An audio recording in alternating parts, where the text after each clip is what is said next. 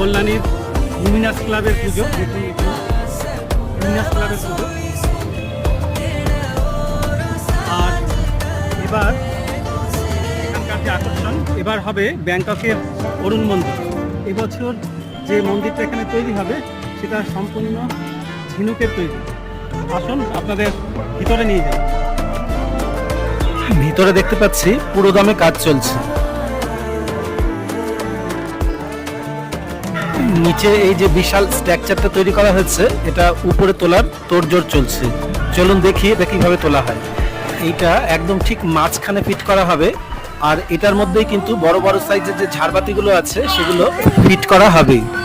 ভিডিওটা ভালো লাগলে চ্যানেলটা সাবস্ক্রাইব করুন, আর একটা লাইক তো পেতেই পারি।